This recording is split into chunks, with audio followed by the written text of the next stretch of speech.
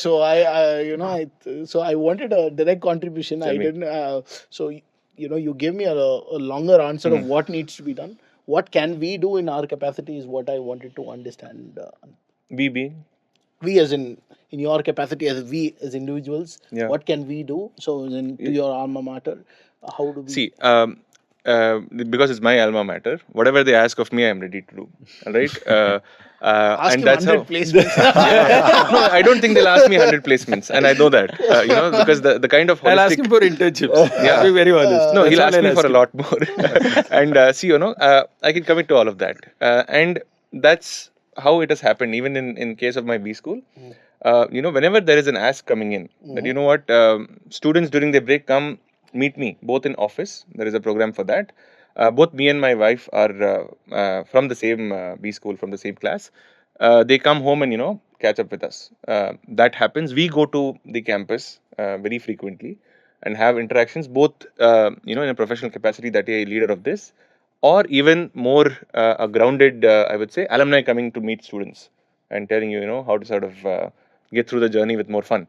So I think all of that, I would say, happy to do it with with VI, and see what value I can add. Everything on the table, happy to pick. You can ask him. Yeah. You did not On camera, is it? not like when somebody says you ask, you should ask. Then it's always better for an apology than for permission, right? So you ask him. You ask him for a meeting with Mukesh Verma. So No, we'll be very reasonable in whatever we ask. Yeah. No, in my capacity, right? You can ask for my car keys, I can give it to you. That's about it. okay, so you guys want to take the this after this. Okay, cool, thank you very much. So any closing thoughts from anybody?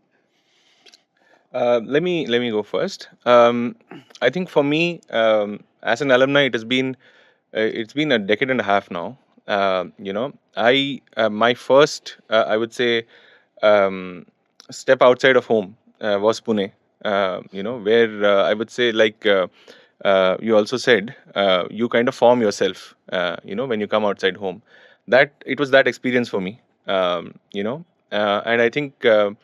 That kind of started my professional journey, right after VIT, and it's been very interesting to see even the institute having come so far, that post autonomy it is engaging so well with industry, with alumni, and doing a holistic approach in terms of how the students are graded and stuff like that.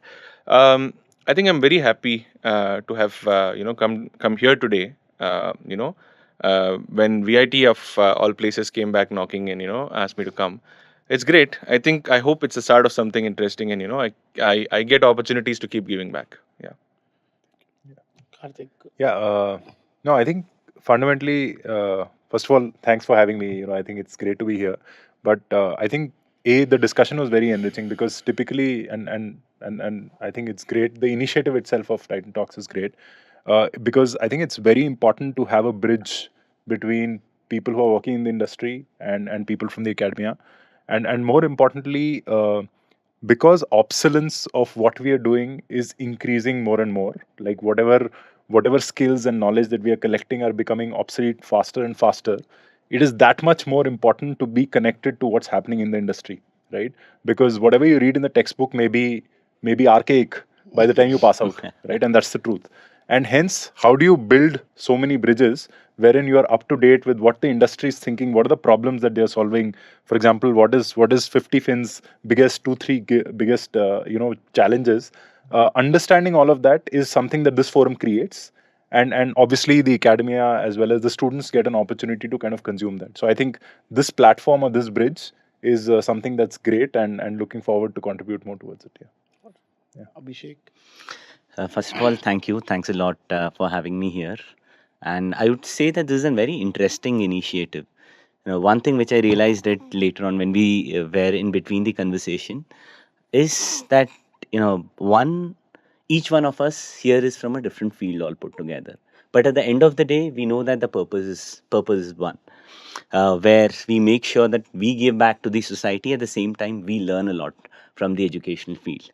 So, I mean, thanks a lot for this great initiative. And yes, it was a pleasure to be a part of this panel. I think thanks to you for organizing this all. Oh, I thank think you. that's really fantastic. It's very well put. And thank you for having me. But I sincerely believe that today's day and age, skill development for our people is the biggest national service you can do. Right? There is nothing greater than skill development in this country in 2024. I can guarantee it. So anything towards that effort, fantastic. And proud to be a part of it. Thank you for that. Kartik. I wish to say that from a college perspective, though placements is in one sense a goal, we have realized that we have to engage with industry on multiple fronts. Internships, hackathons, coaching, industry electives. So these days we are trying to engage with industry on several other fronts because we have understood now that placement, though it's a outcome, you may say, student getting jobs, because ultimately at the end of the day people ask what is the employability. But we have felt that no, you cannot just directly try to jump into it. You'll have to see what else has to be done in the ecosystem right so that you can get to that slowly over a period of time. Also, because several students have several interests in it. There are so many students who say very clearly we want to do internship only with a startup. Since you had asked me about that startup versus corporate, because they feel that learning is a little bit more there. They feel like that. So we have realized that this is what we need to do, and that's our goal right now. Engage with industry on whatever front is possible. Yes.